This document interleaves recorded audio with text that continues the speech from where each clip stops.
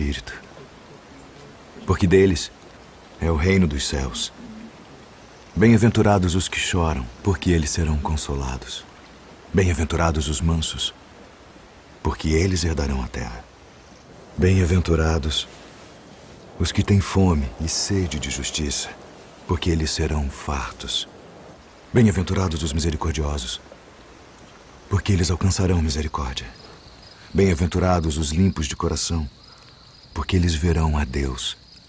Bem-aventurados os pacificadores, porque eles serão chamados filhos de Deus. Bem-aventurados os que sofrem perseguição por causa da justiça, porque deles é o reino dos céus.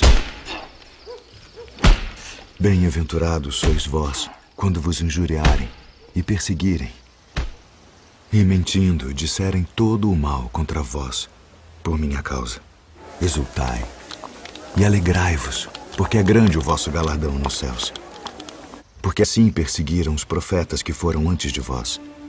Vós sois o sal da terra, e se o sal for insípido, para nada mais presta, senão para se lançar fora e ser pisado pelos homens. Vós sois a luz do mundo. Não se pode esconder uma cidade edificada sobre um monte, nem se acende a candeia e se coloca debaixo do alqueire, mas no velador, e dá luz a todos que estão na casa. Assim resplandeça a vossa luz diante dos homens, para que vejam as vossas boas obras e glorifiquem a vosso Pai que está nos céus.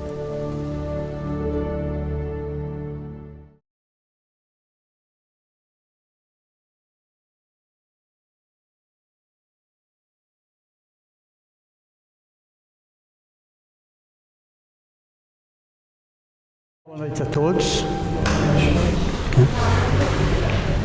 Vamos iniciar a aula da noite, o bate-papo, a reflexão, começando pela prece. É o momento que nos conectamos com a espiritualidade superior.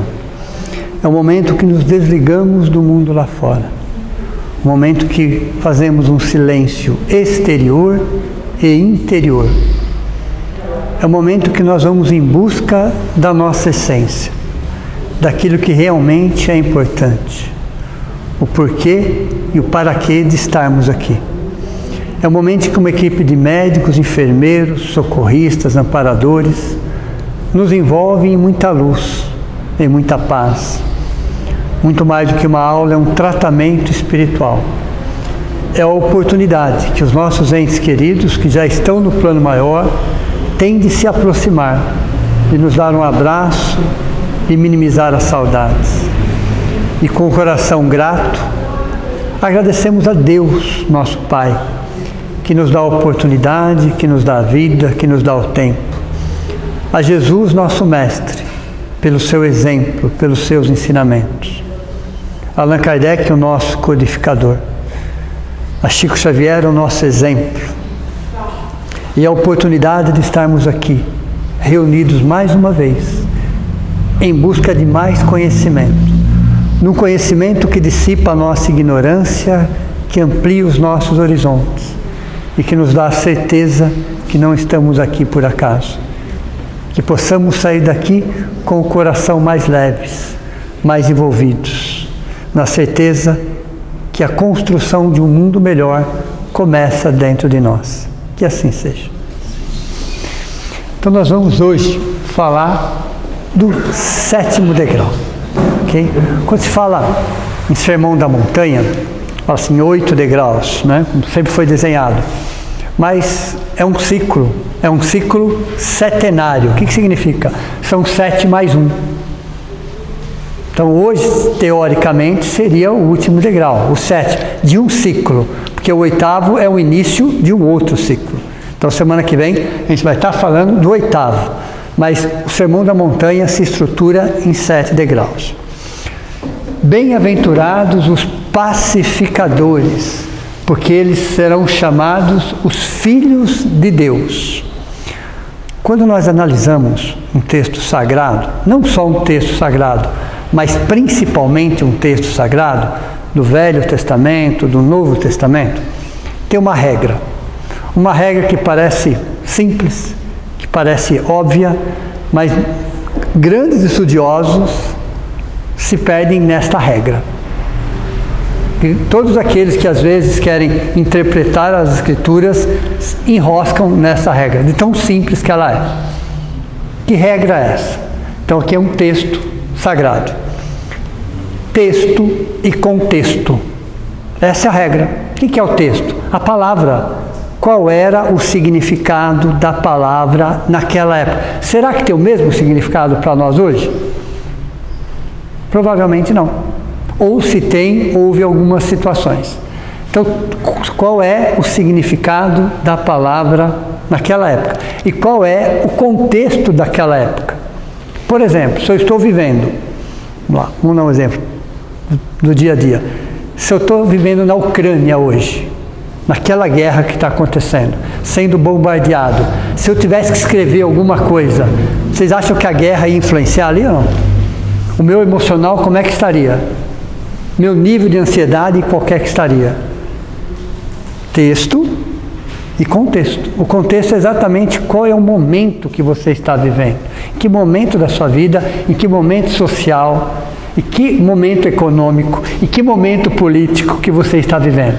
Então, quando se fala em texto, é o significado da palavra para a época.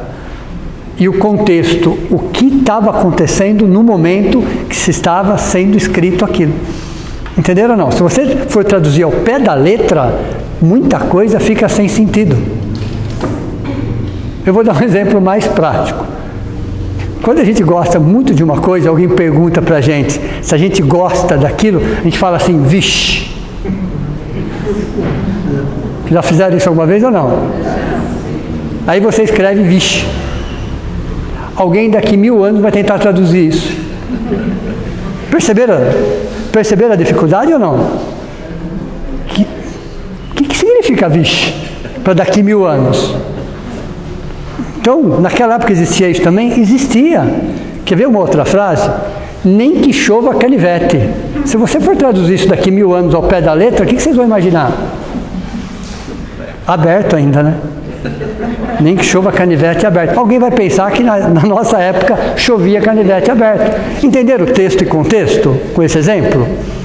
Então existem palavras que são utilizadas e no contexto. Se você for traduzir ao pé da letra, existe uma colocação de Jesus nos ensinamentos que fala assim, odiar pai e mãe. Vocês já ouviram isso ou não? O que ele quis dizer com odiar pai e mãe? Se ele era o amor encarnado. Se a gente for levar ao pé da letra o odiar de hoje, é odiar mesmo, né? Naquela época era gostar um pouquinho menos. Era gostar um pouquinho menos, entenderam? Então quando a gente olha um texto, principalmente o texto sagrado, se a gente não entender o que está escrito aqui, ó, isso aqui é um texto dentro de um contexto. Quando se falava naquela época, filhos de Deus aqui, ó, filhos de Deus, era uma referência máxima de alguém. Filhos da luz, iluminado, alguém muito diferenciado, alguém muito acima da média. Entenderam ou não? Então quando se falava filhos de, a palavra era filhos de. O filhos de daquela época era alguém que estava mais muito acima da média. Filho de Deus, filhos de Israel. Na época era um elogio isso. Filhos de significa um grande elogio para uma pessoa muito diferenciada. Mas se eu for levar isso ao pé da letra, filhos de Deus todos somos. Entenderam ou não? Quando eu leio hoje filhos de Deus, todos somos. Todos somos filhos de Deus.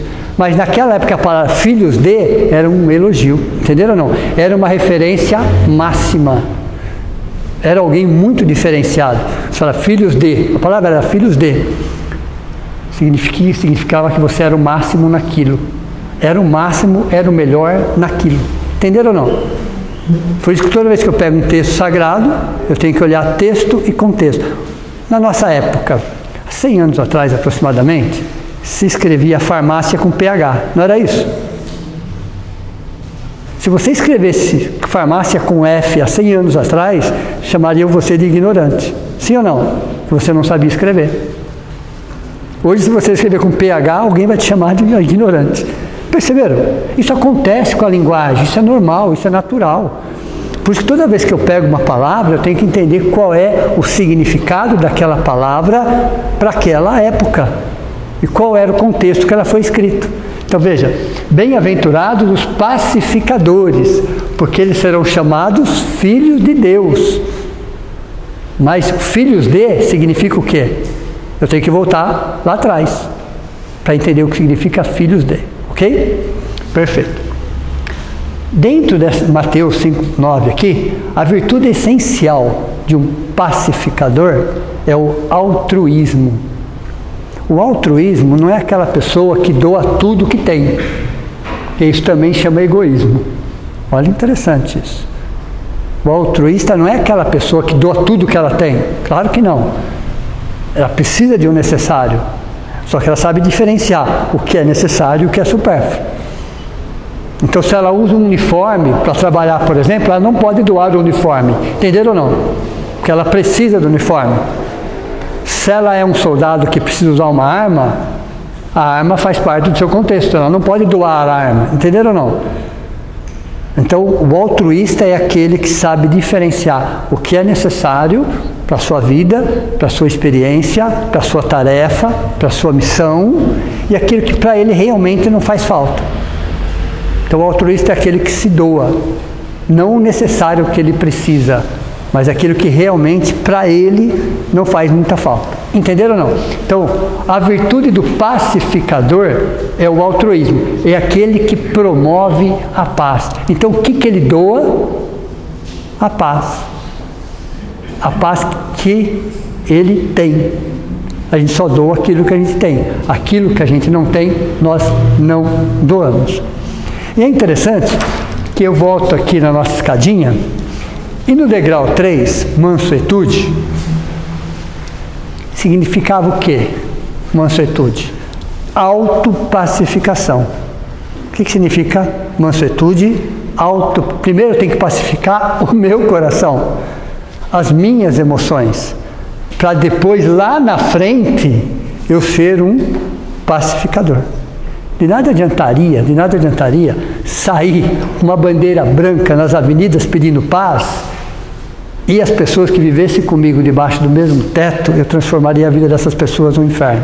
Entenderam ou não? Guerra, briga, discussão, desrespeito. Que paz é essa? Que paz é que fora de casa eu tenho uma bandeira branca, dentro de casa é pura guerra. Entenderam ou não? Então o pacificador, ele está exatamente no 7º degrau. Tá? Nesse ponto do pacificador, lembra da história do vaso da semana passada? Até então a gente era um monte de terra que ele estava tentando moldar. No 6º, o vaso já tem forma de vaso. Ele já tem forma de vaso. O vaso teoricamente está pronto. No 7º, ele vai receber o quê? A temperatura. O vaso já está pronto no 6º, que é a simplicidade, mas é no 7º que ele vai ganhar a temperatura para que ele tenha resistência. Então o 7º degrau é aqui, ó. Daqui para baixo é um trabalho interior. Os 3 primeiros degraus significam o quê? O primeiro nível, busca interior. Primeiro nível, primeiro degrau, segundo degrau, terceiro degrau é uma atitude psicológica, é a busca interior. No 2º nível é a dimensão espiritual. Eu vou buscar aquilo que transcende. No 4º nível, o outro entra para o meu burilamento, para o meu aperfeiçoamento. O outro. Aí é o perdão. No 4º nível eu vou buscar o quê? A essência. Não mais a personalidade, mas principalmente a individualidade. Esse é o 4º nível. No 5º nível, filhos de instrumentos de Deus, Deus começa a contar conosco na sua obra. Olha, interessante. Então até aqui, ó, estava preparando o vaso. A partir desse degrau, passamos a ser instrumentos conscientes da obra de Deus. Por isso chega um momento que o apóstolo Paulo fala assim, eu já não sei mais se sou eu ou se é Cristo que vive em mim. Quando ele estava falando de Cristo, pessoal, ele não estava falando de uma personalidade. A personalidade seria Jesus. Ele está falando de Cristo. Ele não falou, não sei se é Jesus que vive em mim. Ele não falou Jesus. Ele falou Cristo. O Cristo é uma essência. Cristo é amor, é discernimento, é bom senso. Então o próprio apóstolo Paulo fala assim, o Cristo vive em mim. Ele não estava falando de personalidade, ele estava falando de uma essência, de uma individualidade. Então nesse momento aqui, ó, nessa faixa aqui, nessa faixa daqui para cima, ó, e é bem no 7º degrau, e entendam que cada degrau tem seus subdegraus. Cada degrau, então eu entro na fase aqui e vou subindo aqui, ó. Dentro do altruísmo existem vários subdegraus, mas é um momento que há uma divisão. No 7º degrau começa a haver uma divisão entre a individualidade e a personalidade. Você começa a não se preocupar mais com rótulos daqui para cima. Rótulo não diz mais nada para você, simplesmente mais nada. Porque é como se você e Deus, dentro da nossa proporcionalidade, claro, evidente, se você começar a se enxergar como um todo, a vida como um todo, as pessoas como um todo, a natureza como um todo, você faz parte integrante de um todo. Entenderam ou não? É a partir do 7º degrau que parece que há uma fusão. Você não é mais alguém separado. Nunca foi, na verdade, mas você não tinha essa consciência. A partir do 7º degrau, você percebe que você faz parte de um todo. E aí a personalidade começa a perder importância. Começa a perder importância a personalidade. E as coisas referentes à personalidade. Você usa o necessário, somente o necessário. Aquilo que você precisa para essa tarefa, para essa missão. Nada além disso. Nada além disso. Então no 7º degrau, veja, é a ampliação da consciência. O 7º degrau é por quê? A humildade, a resignação, a mansuetude, o perdão, fé e razão, perdão, essência. Você já vem trabalhando isso. Você de alguma forma já vem trazendo algum dentro, refletindo, pensando, vivenciando, experienciando, caindo, levantando. Você vem adquirindo experiências. Muitas vezes através de lágrimas, mas são experiências. Chega aqui nesse ponto que você fala, eu faço parte de um todo. Aí as diferenças minimizam. Você passa a não enxergar mais as diferenças. Todas as pessoas são iguais, todas as pessoas têm direitos iguais, têm deveres iguais. Então, todas as diferenças aqui começam a cair por terra, porque as diferenças elas estão na personalidade. As diferenças, por isso que é interessante você ir subindo aqui, ó, entendendo todas as diferenças, todas as dificuldades, porque nesse momento você passa a ser um instrumento passivo de Deus. Passivo que eu falo é você entende como o amor funciona. Você começa a entender como o amor funciona. E aí você começa a colocar para fora. Você simplesmente de forma mais ampla, é o estágio mais maduro do crescimento psíquico e espiritual. O estágio mais maduro acontece no altruísmo. Um exemplo, Mahatma Gandhi. Mahatma Gandhi é um exemplo de uma pessoa que está nesse nível, no 7º degrau. Jesus, ele era todos os degraus. Ele era simplesmente o máximo de todos os degraus. Ele era o próprio Sermão da Montanha. Jesus, ele era o próprio Sermão da Montanha. Se você colocasse Sermão da Montanha na forma de uma pessoa, era Jesus. Ele era o máximo, ele era o grau máximo de cada degrau. Então veja, o instrumento de Deus passa a agir de forma consciente, de forma natural, de forma simples, porque encontrou o quê? O seu lugar no mundo.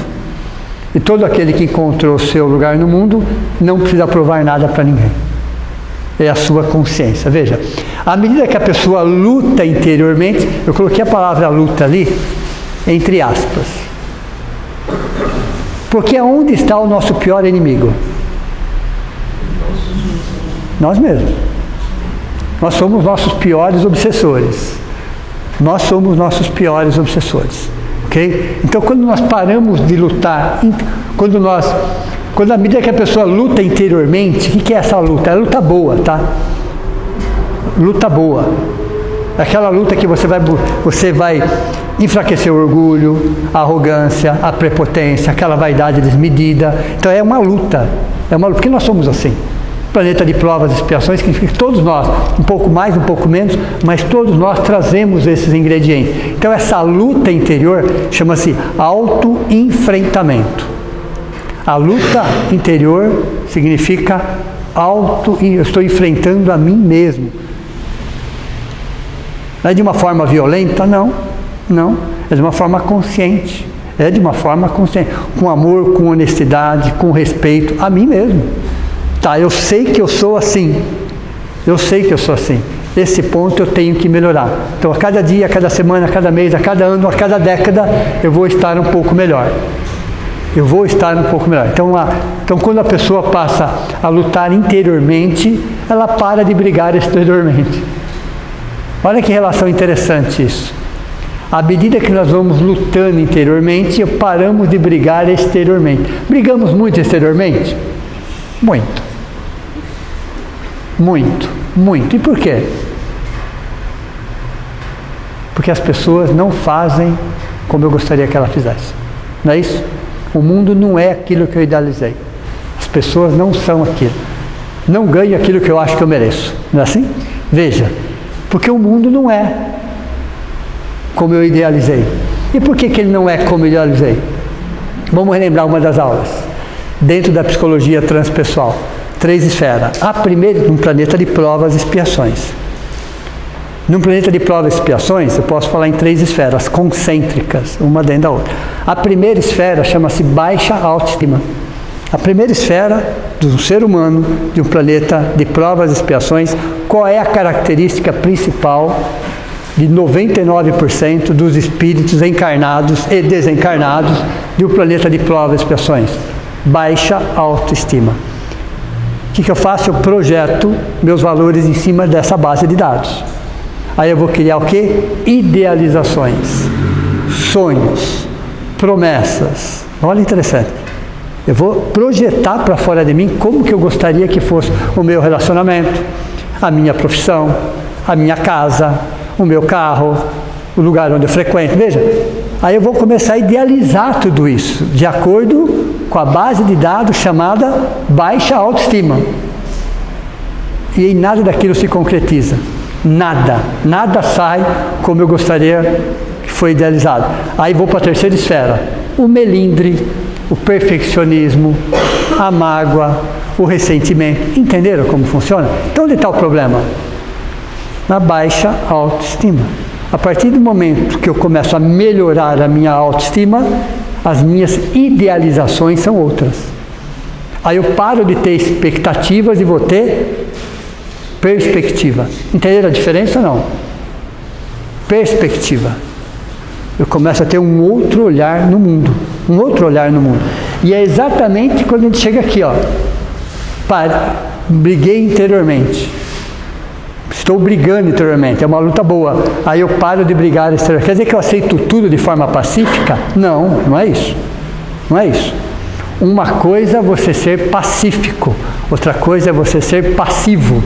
É completamente diferente. É muito diferente.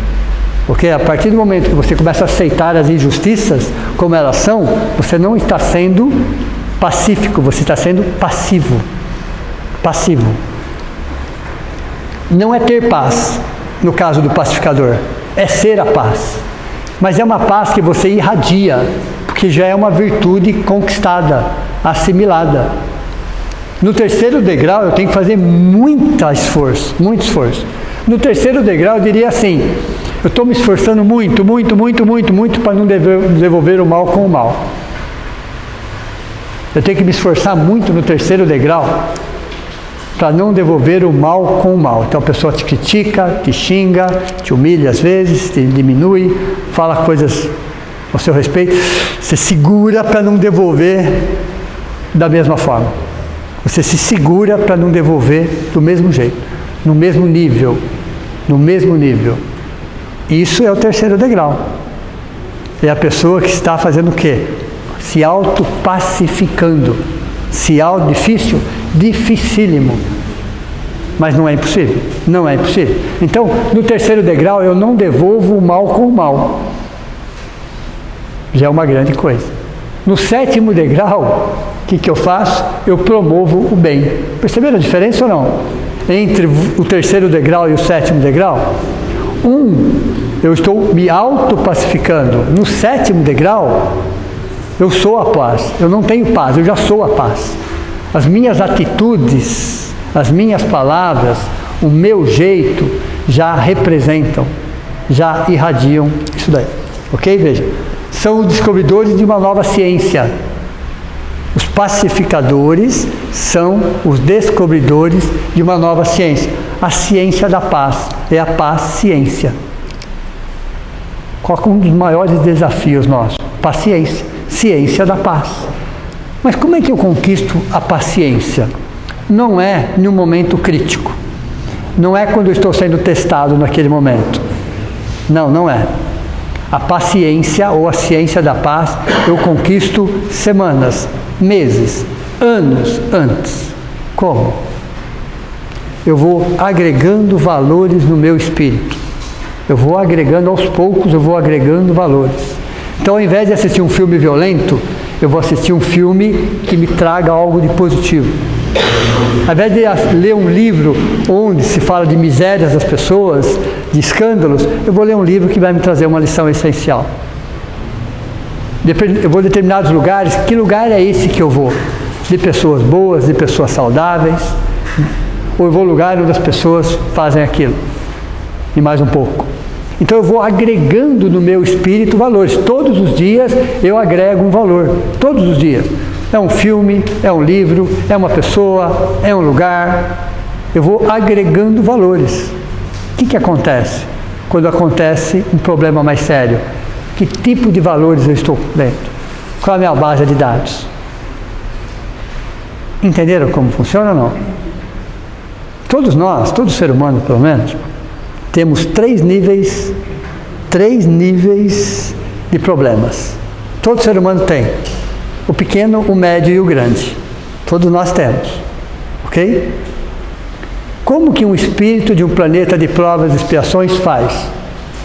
Ele pega um problema pequeno e transforma em tamanho médio. Problema corriqueiro, do dia a dia. Furou o pneu de um carro. Ele fala aquilo o dia inteiro. No outro dia ele continua falando. Um problema que podia ser resolvido em meia hora, faz 48 horas que ele está falando no mesmo assunto. Então, um problema relativamente pequeno, às vezes uma fechada no trânsito.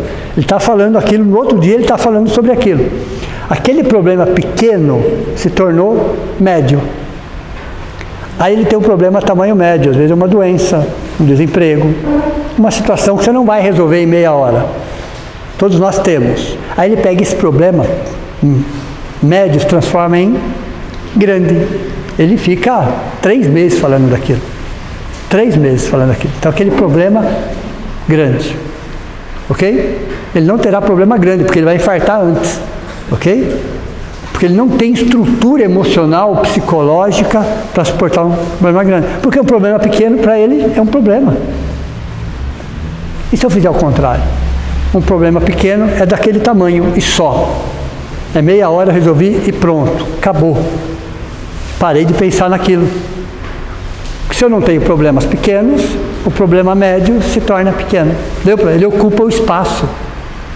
Ele ocupa o espaço. Aí você tem o quê? Discernimento. Você tem discernimento para trabalhar ele.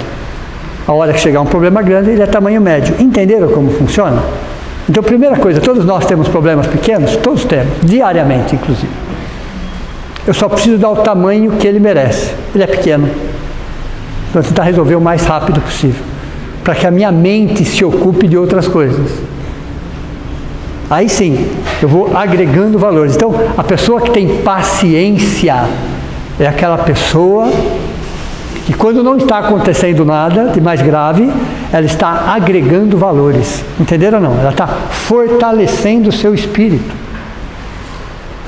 É um exemplo bem prático, né? Você pega um filme bom para assistir, que te traz motivação, que te traz alegria. Quando você termina o filme, você está mais leve. Você pega um filme violento, agressivo, quando termina o filme você está explodindo, não é assim? Veja como ficou as suas emoções. Aí acontece alguma coisa depois, como é que você reage? É aquela base de dados. É aquela informação que tem dentro de você. Então a pessoa que tem a paciência é que ela vem agregando valores ao longo do tempo anterior. Então a paciência não se adquire no momento do problema. No momento do problema você não faz nada. Você adquire antes disso. Ok? Então essa ciência da paz, ela vem justamente de uma reconstrução de valores. E os valores que já estão lá? Já estão lá. Eu tenho que colocar outros valores em cima daquilo. Deu para você entender ou não? Um exemplo bem antigo que eu uso, fica fácil de entender, é quando você tem um vaso, imagine um vaso transparente, onde você tem um líquido nele, viscoso, escuro e mal cheiroso. Já conseguiram imaginar ou não? Viscoso, escuro e mal cheiroso. Vitimismo, negativismo, pessimismo, maledicência, mágoa, ressentimento, tudo aquilo ali. Ó. Tudo aquilo ali. E minha base de dados é aquilo. Aí eu quero colocar água cristalina desse lado.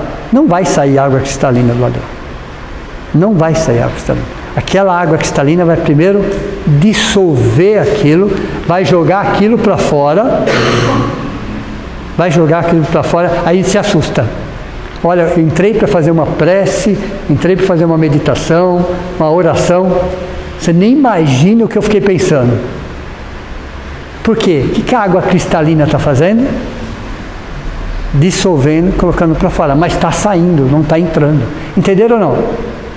Vai chegar um momento que vai sair água cristalina. Porque ele limpou o vaso. Então, toda vez que eu agrego um valor positivo, é como se eu estivesse colocando água cristalina dentro desse vaso. Valores que já estão lá. Já estão lá. Não tem como tirar. Eu tenho que dissolver com outros valores, água cristalina, para que aquilo saia, para que aquilo dilua aquilo da forma. Entenderam? Então, vamos lá. É um ser humano comum, a gente fica imaginando um pacificador como um grande missionário. Não é. Até tem, porque dentro do degrau altruísmo, pacificador, você tem subdegraus. Mas é um ser humano comum que se move em direção à paz. É a pessoa de boa vontade que promove o bem-estar onde ela esteja. Então, onde ela estiver, ela está falando algo de positivo. Sempre algo de positivo. Sempre elogiando alguém, sempre acrescentando alguma coisa, sempre sorrindo, na maioria das vezes pelo menos. Mas é aquela pessoa que onde ela estiver, ela está sempre olhando o lado positivo. Sempre fazendo um elogio. Essa é a pessoa que está caminhando nesse sentido. Às vezes ela tem razões para reclamar? Tem. Mas ela prefere não reclamar. Dentro do contexto, dentro do nosso dia a dia, dentro do meio que nós estamos, essa é uma pergunta. Nós estamos sendo agentes facilitadores ou agentes complicadores? Estamos mais complicando ou mais ajudando? Entenderam? Eu tenho que fazer essa pergunta. Eu tenho que fazer, porque eu estou sempre no meio de pessoas. Eu estou ajudando de alguma forma ou estou complicando ainda mais a vida das pessoas? Isso é a linha de pensamento de um pacificador. Okay? Ama a si mesmo. Quer dizer que um pacificador tem autoestima elevada. É alguém que se ama, reconhece as suas potencialidades, reconhece as suas dificuldades, as suas limitações, mas ama a si mesmo. Quando Jesus trouxe aquela frase, que ele trouxe de acordo com o momento, de acordo com a nossa necessidade, a frase foi a seguinte: amar a Deus sobre todas as coisas e ao próximo como a si mesmo, ok? Só que ele falou isso há 2000 anos atrás. Nós éramos crianças espirituais. Não tinham nada desenvolvido na área da psicologia, da psicoterapia, 2000 anos atrás. Essa frase hoje, se ele fosse falar hoje, ele inverteria o sentido da frase. Ele inverteria o sentido da frase. Mas hoje nós temos condições para entender. Há 2000 anos atrás não teríamos. Porque hoje a frase ficaria: primeiro você ama a si mesmo. A partir do momento que você ama a si mesmo, você ama o próximo.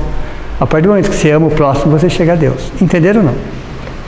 Mas falar isso há 2000 anos atrás, não ia entender. E a frase foi distorcida e matamos o próximo em nome de Deus. Estava escrito na frase, amar a Deus sobre todas as coisas. Não pensamos duas vezes. Entenderam?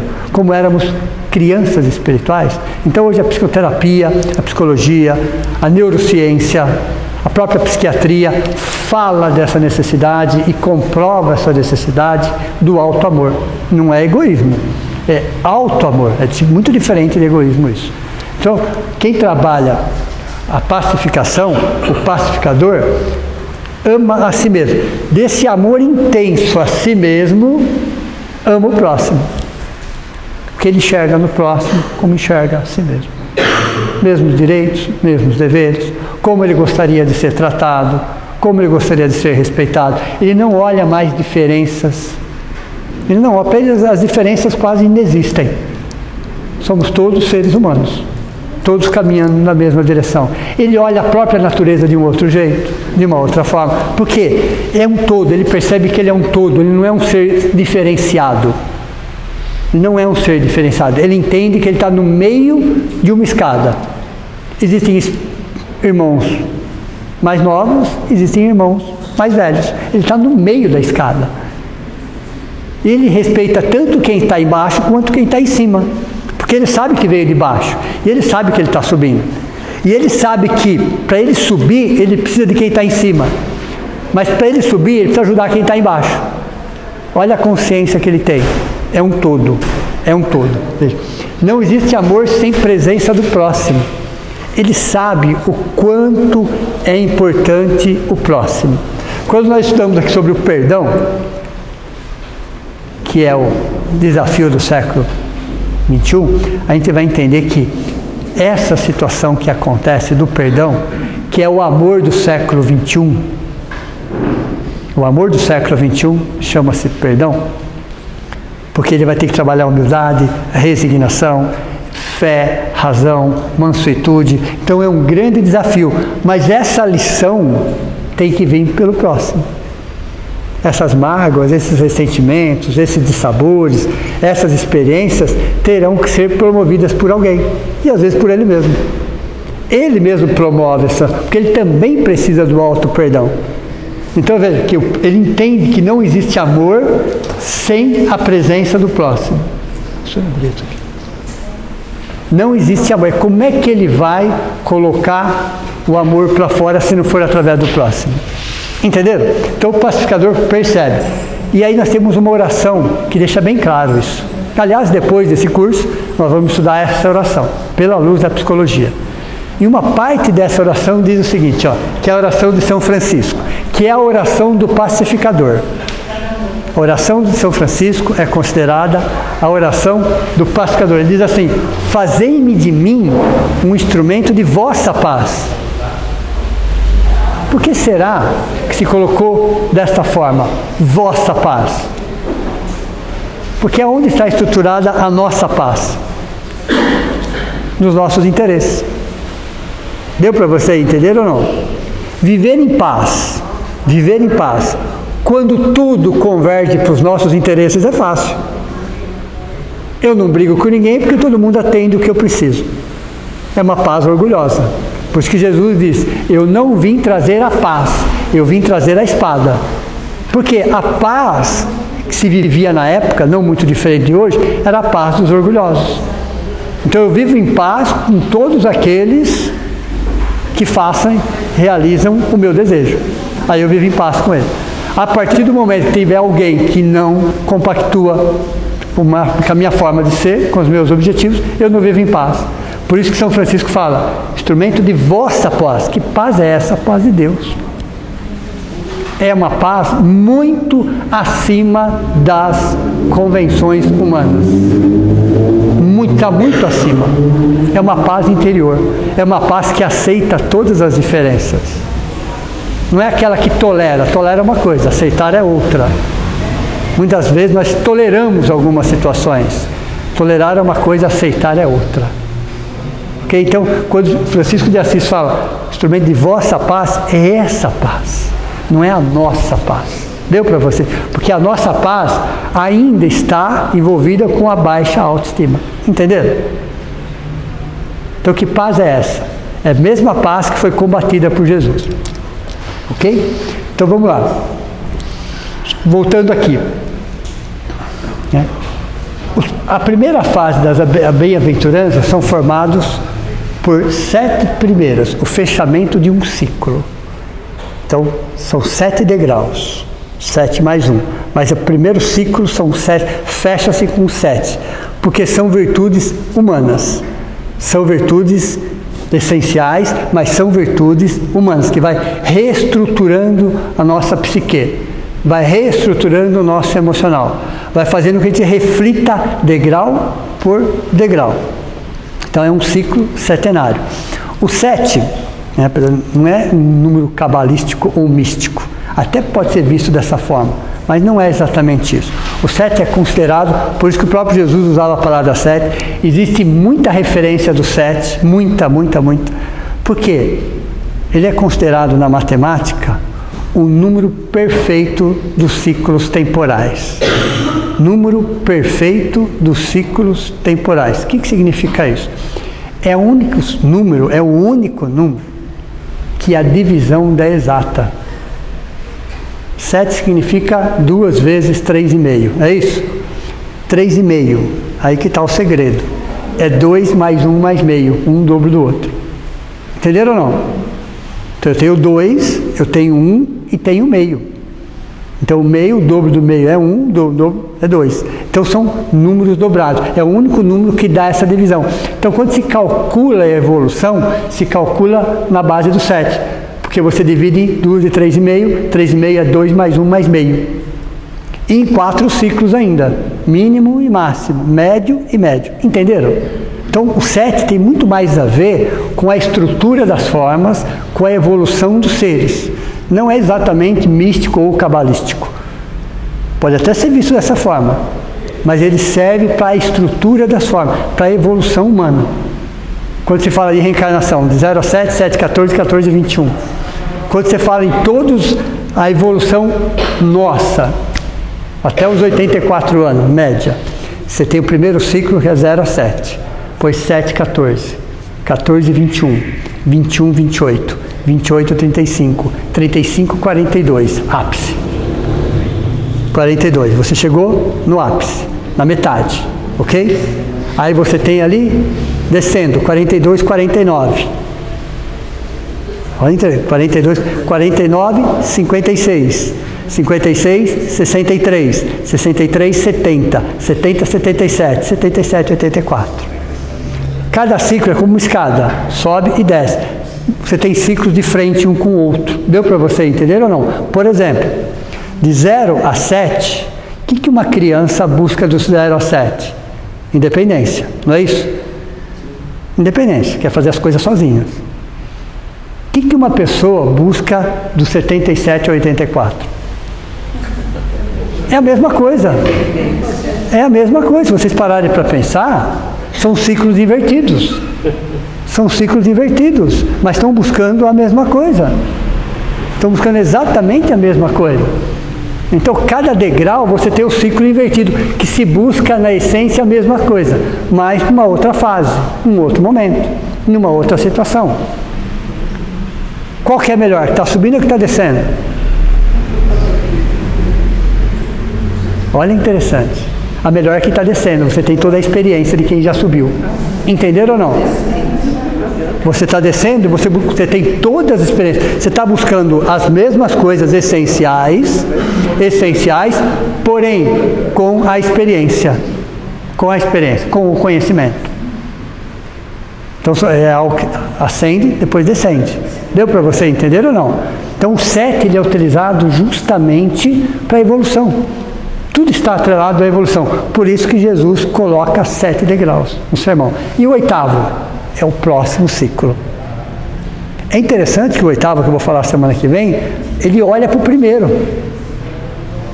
Ele olha exatamente para o primeiro, com outros olhos. teoricamente, a recompensa, vamos falar assim, né, é a mesma.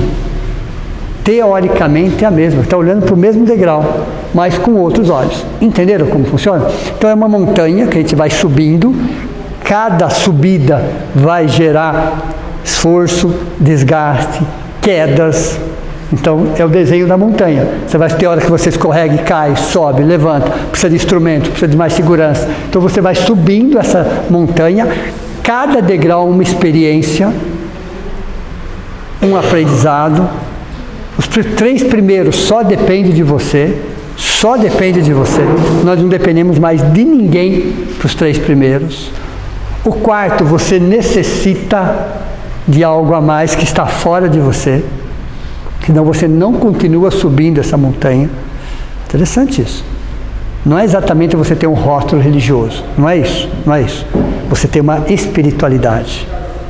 Tem pessoas que não acreditam em nada, não frequentam lugar nenhum, mas têm uma espiritualidade muito elevada. Então não é uma questão de rótulo, mas você tem que buscar algo que está além de você. Você pode dar o nome que você quiser, pouco importa. Mas no 4º degrau você necessariamente percebe que você é algo a mais. Tem alguma coisa além de você, além de que não é palpável. Não é palpável.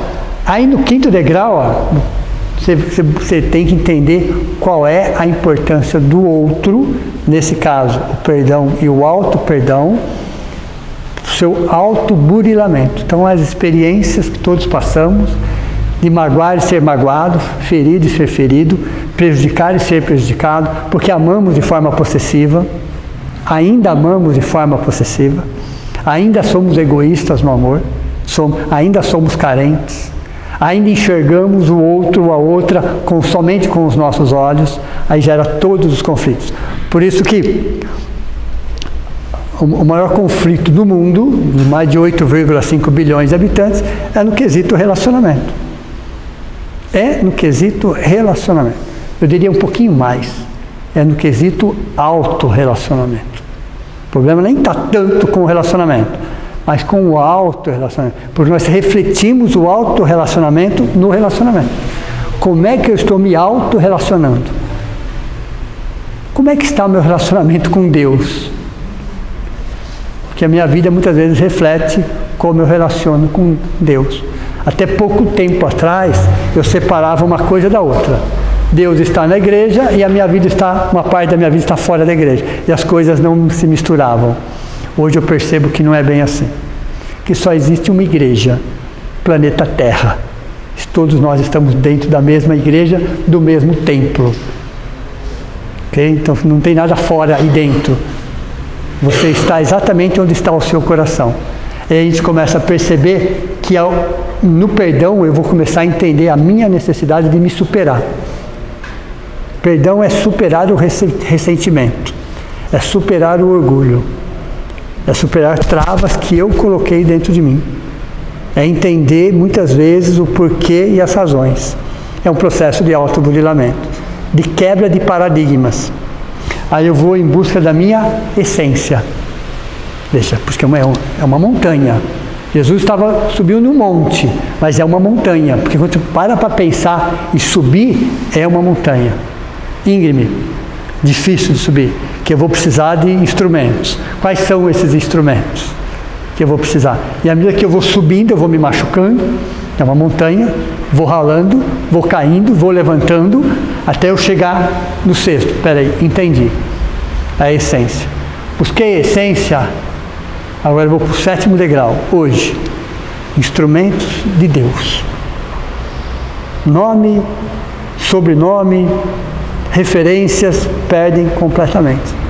E não nos faz falta. E não nos faz falta. Então, mesmo encarnado, eu posso estar dentro de um contexto. Isso não é problema. Ok? Mas o meu espírito está fora do contexto. Completamente fora do contexto. Eu posso estar dentro de uma estrutura, sem dúvida, mas eu sou muito mais do que a estrutura. Vou dar um exemplo dentro da estrutura espírita. Você tem o amor à causa espírita. Ok? Então é o amor à causa. Então nós amamos a causa espírita, a filosofia, a ciência, a religião, todos os livros, a linha de pensamento, o raciocínio, tá, ótimo, excelente, tem que ser assim. Depois você tem o amor à casa material, a estrutura, as pessoas. Eu amo, que também é muito importante, Mas o terceiro nível é a causa do amor. As duas primeiras são importantes, mas olha a terceira. Não é tanto o amor à causa, nem o amor à casa, mas é a causa do amor. Perceberam como pensa esse?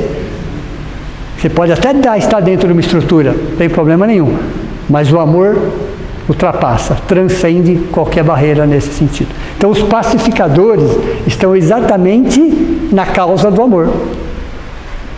Na causa do amor, mesmo que eles estejam temporariamente revestidos de uma personalidade ou de uma estrutura externa, eles estão muito mais envolvidos com a causa do amor. Então são 7 degraus, difíceis, sim, mas chegou o nosso momento. Nós conhecemos esses 7 degraus, o Sermão da Montanha, há 2000 anos. Não é novo isso para a gente, não é novo. Mas somente agora a gente está começando a ter olhos para ver os detalhes, as entrelinhas, as necessidades nossas. As necessidades nossas, que é o momento de, como fala Joana de Ângeles, aproximadamente, temos aí 70% dos espíritos encarnados e desencarnados do planeta Terra estão vivendo a consciência do sono, dormindo, literalmente falando. Somente estão para atender às suas necessidades básicas. De forma requintada, mas só vivem para atender às suas necessidades básicas. Só. Então são mais de 70% de espíritos, consciências do sono. 25%, mais ou menos, consciências semi-despertas. Consciências já estão percebendo, é o nosso caso. Que bom, tomara, pelo menos. Tomara que você fala, tá, tem as necessidades básicas? Sim, mas tem algo a mais. Não é só isso. Somente isso, já não me preenche tanto. A vida tem que ter um outro significado, tem que ter um outro sentido.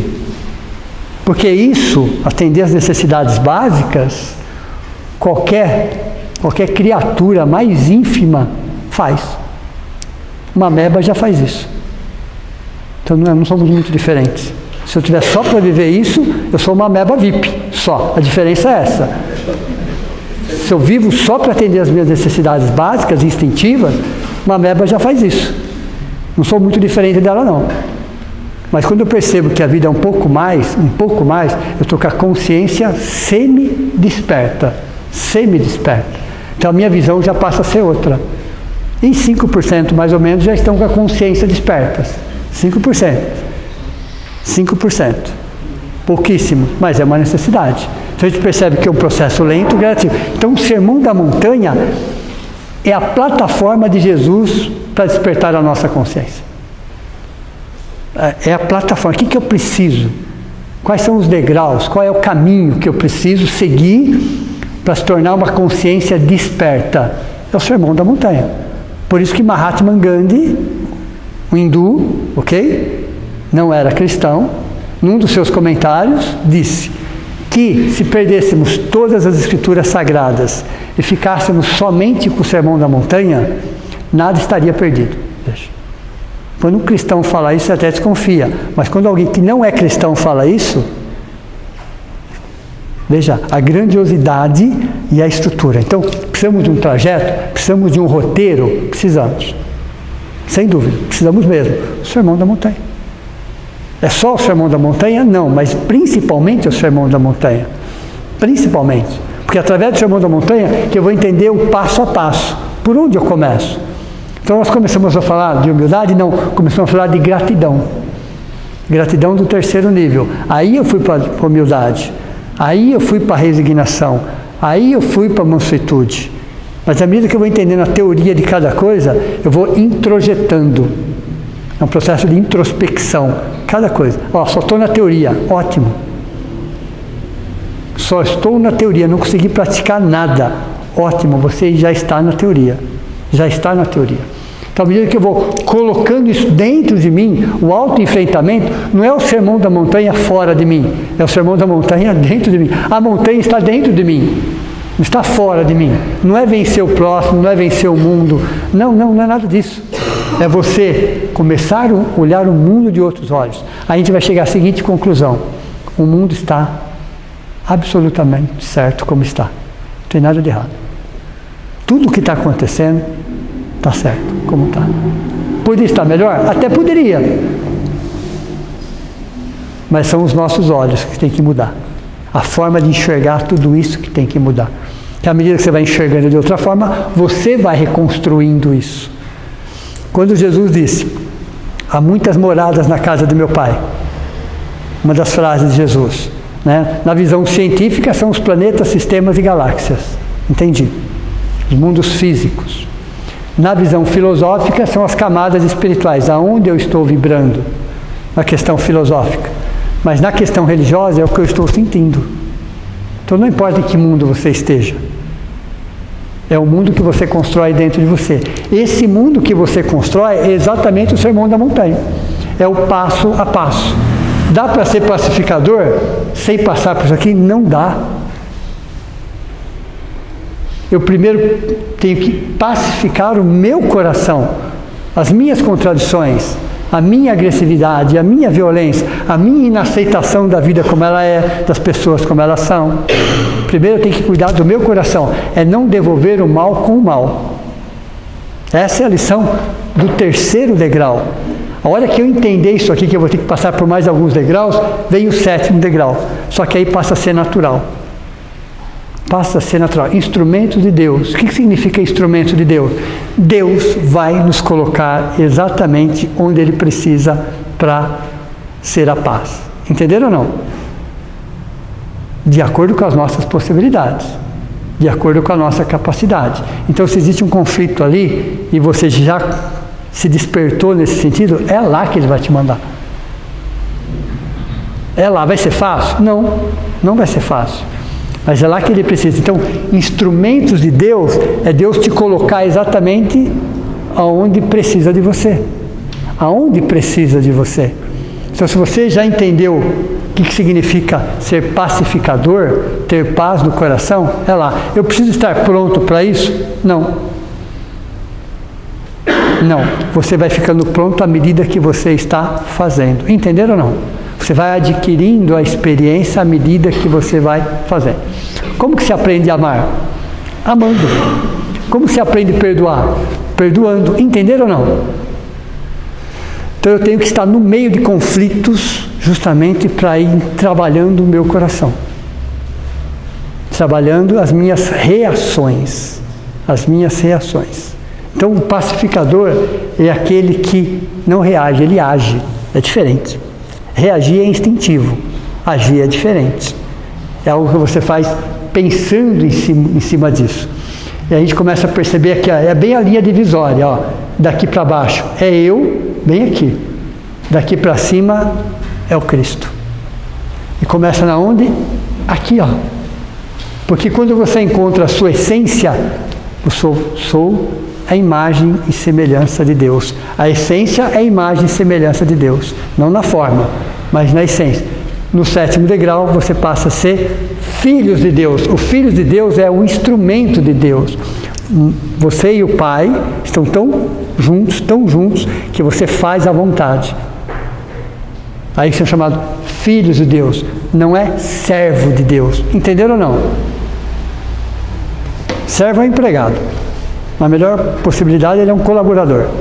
Na melhor das possibilidades. Então, eu não sou servo de Deus, sou um filho de Deus. Filho de Deus é aquele que está contribuindo. Contribuindo. Aí escutamos aquela frase: e Deus jamais parou de criar. Não é assim? Tem mundos nascendo agora.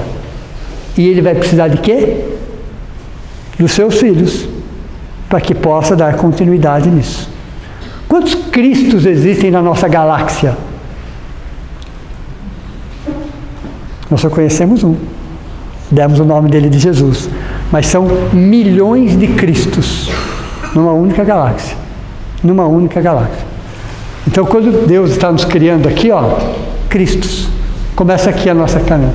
Cristo vive em mim, o mensageiro, o enviado. O que significa Cristo? É uma palavra de origem grega, Christos. Significa o quê? Enviado, mensageiro. Filhos. Filhos no sentido que? Daquele que faz. Não mais só aquele que recebe, mas aquele que faz. Então, o 7º degrau é o fechamento de todo esse ciclo, para que a gente possa entrar num outro ciclo, com outros olhos, com outra experiência. É a mesma coisa, chegamos no top, agora eu vou estar descendo com todas as experiências, com todo o conhecimento, com todo o aprendizado. Esse é o 7º degrau. É exatamente esse é o ponto chamado altruísmo. Aí temos vários espíritos encarnados, porque você tem o altruísmo na condição humana e você tem o altruísmo na condição angelical. Estou falando do altruísmo da condição humana. Então você tem um Chico Xavier, você tem uma Irmã Dulce, você tem um Frei Damião, você tem um Gandhi, você tem um Mandela, você tem vários, cada qual dentro de uma estrutura, mas todos eles promovendo a paz. Repararam ou não? Todos eles tinham algo em comum? Todos eles? Eles promoviam a paz. Eles já eram pacificadores na condição humana. Na condição humana, dá para ser pacificador num planeta de provas e expiações, principalmente num planeta de provas e expiações. Não queiram ser pacificadores em mundos felizes, tá? Não tem sentido. Nem precisa. Nem precisa, ok? No mundo de regeneração já não precisa. Já não precisa. Onde vai ser pacificador? Num planeta de provas e expiações. Então, quando nós somos convidados a estar no planeta de provas e expiações, e já estamos chegando nesse ponto, é porque todos os conflitos, todas as discussões, todas as controvérsias, é justamente para o nosso aprendizado. Se eu quero ser um pacificador, eu tenho necessariamente estar num conflito, para que eu possa dar o exemplo, para que eu possa aprimorar ainda mais. Então, esses pacificadores que eu passei para vocês, que já vieram prontos, entre aspas, eles aprenderam muito mais, já subiram mais um degrau dentro da lição pacificador. Essa encarnação ou reencarnação para eles agregou mais valores em relação do 7º degrau, do altruísmo. Eles saem dessa reencarnação melhores do que eles entraram.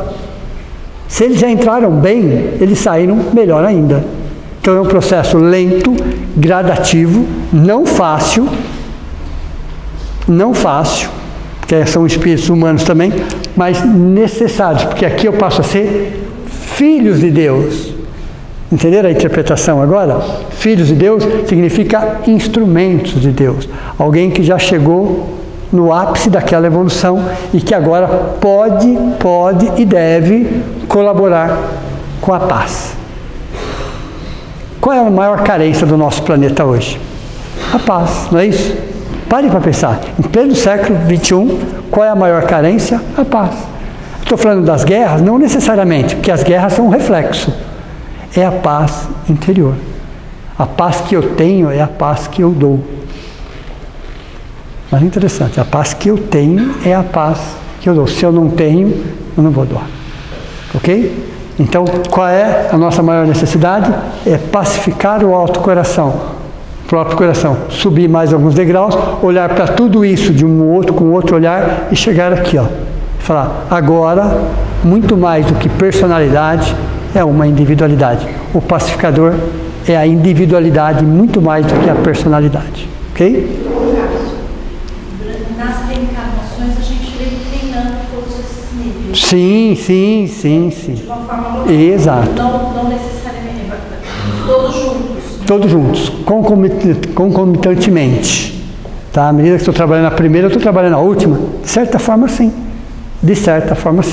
Então, eu estou no aprendizado essencial, mas todas essas virtudes, elas vão se desenvolvendo dentro de mim. E vão se apresentando situações que vão Exato. exemplificando.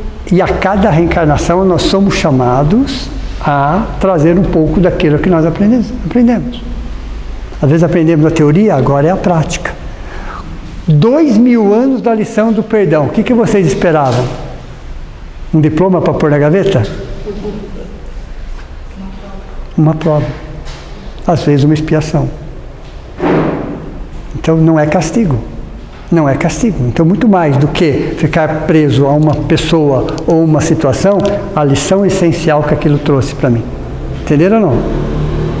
É a lição essencial que aquilo trouxe para mim. Assim como as doenças, as situações, elas estão personalizadas. O que significa situações personalizadas? Assim como as doenças, as situações estão personalizadas. O que é? Estão adequadas ao meu momento evolutivo. Então, as dificuldades que eu passo têm a ver com o meu momento evolutivo. As doenças que são semelhantes na forma, porque o corpo é igual, elas estão personalizadas, adequadas, ajustadas à psique de cada um. Estão ajustadas à psique de cada um. Como que eu reajo àquilo? Porque o que é a doença? É uma disfunção entre forma e forma. Desequilíbrio emocional. Mais de 90% das doenças significam o quê? Desequilíbrio emocional. Fora? Não. Dentro. O problema é dentro, não é fora. Não é o que o outro ou o que a outra fez, mas aquilo que restou dentro de mim. É isso que me faz um estrago. Não é aquela situação, mas é a energia daquela situação que eu decido que vai ficar dentro de mim. É uma decisão minha. Aquilo que faz estrago dentro de mim. O mal que o outro faz para mim não me faz mal.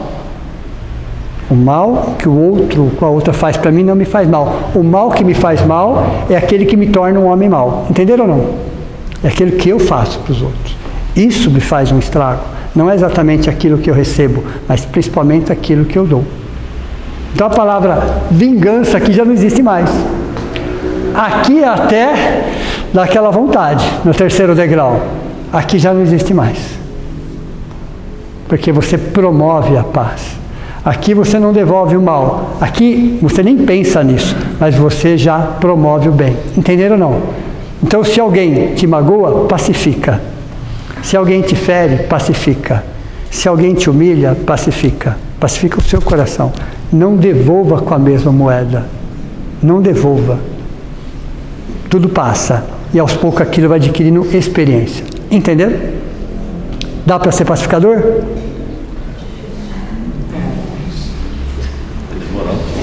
Vai demorar um pouco, essa eu gostei. Vai demorar um pouco, vai demorar um pouco. Ok? E semana que vem nós vamos falar sobre caridade, é o último degrau. Que é um novo ciclo. É um novo ciclo. Eu acho que a dificuldade está sempre no olhar para você mesmo. Exato.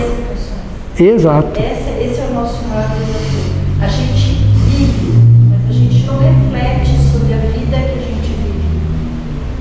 Exato. Os paraquês, né, principalmente os porquês. Se você não tem olhos para ver, você vai vivendo, mas você não entende por que você passou por tudo aquilo.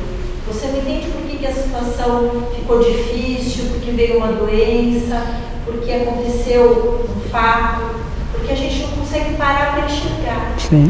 Essa eu acho que é a grande dificuldade, a gente não se auto-enxerga. Exato. Lógico, você não vai conseguir isso fazer naquela semana nem naquele mês. Mas passado 3, 4 meses, já é tempo de começar a olhar para aquilo com outros olhos. Porque o que a dor dura dentro da gente é 3, 4 meses. Depois ela vira sofrimento. Aí é escolha. Aí é escolha. Mas uma dor, 3, 4 meses. Dor como despertador. Então os pacificadores têm dores? Tem. Tem, você pode ter certeza que tem. São seres humanos.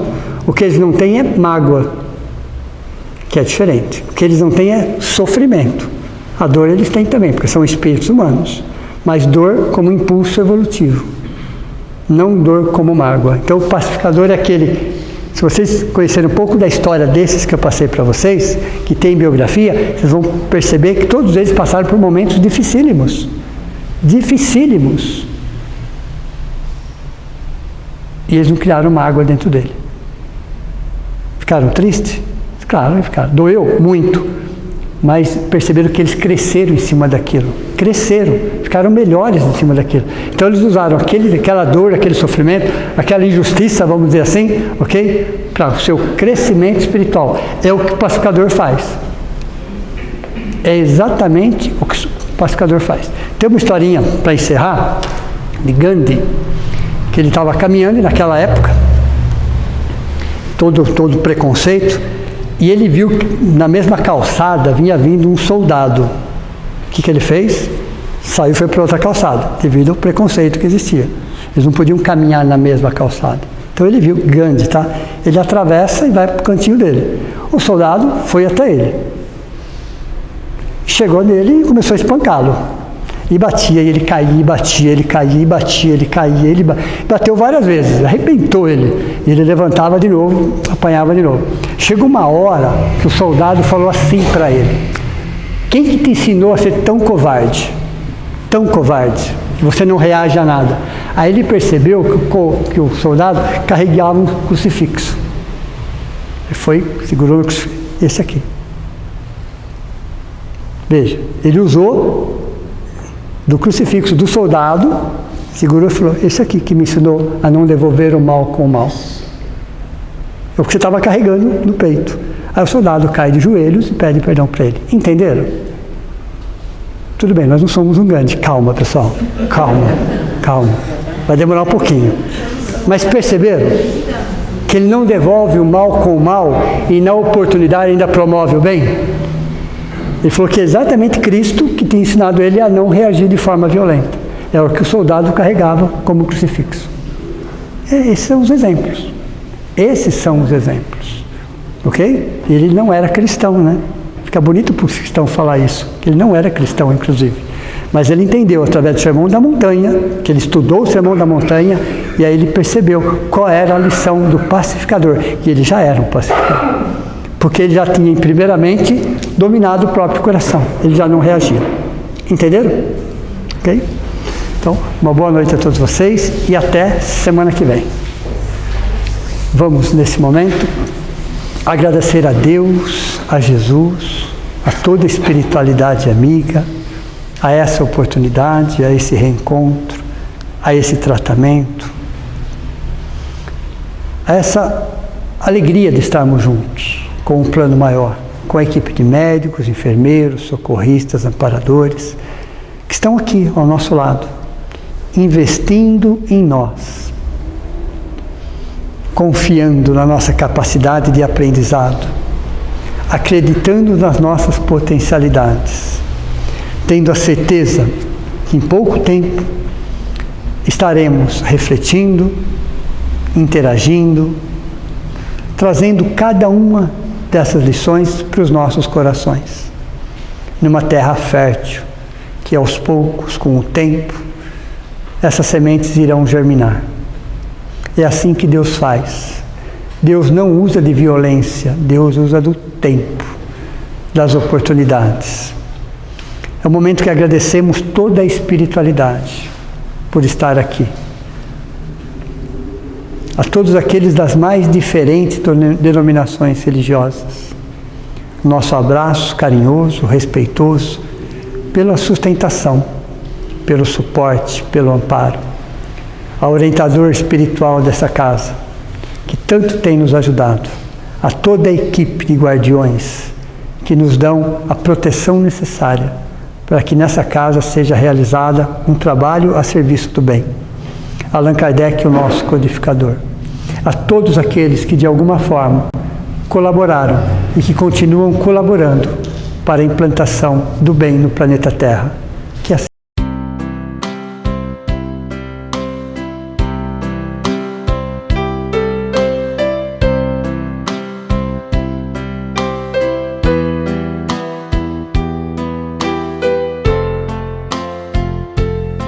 Deus, nosso Pai, que tendes poder e bondade, dai força àquele que procura a verdade.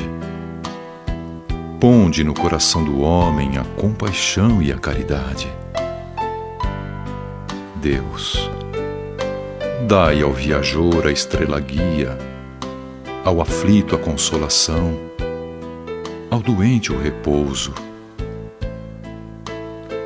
Pai, dai ao culpado o arrependimento, ao espírito a verdade, à criança o guia, ao órfão o pai.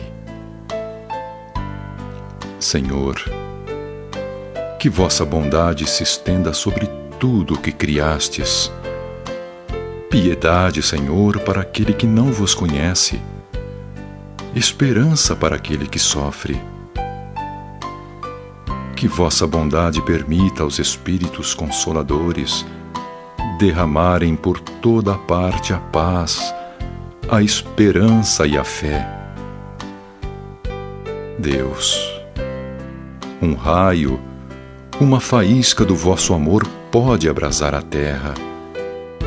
Deixai-nos beber nas fontes fecundas e infinitas, e todas as lágrimas secarão, todas as dores acalmar-se-ão. Um só coração, um só pensamento subirá até vós, como um grito de reconhecimento e amor. Como Moisés sobre a montanha, nós vos esperamos com os braços abertos. Ó poder, ó bondade, ó beleza, ó perfeição, e queremos de algum modo alcançar a vossa misericórdia.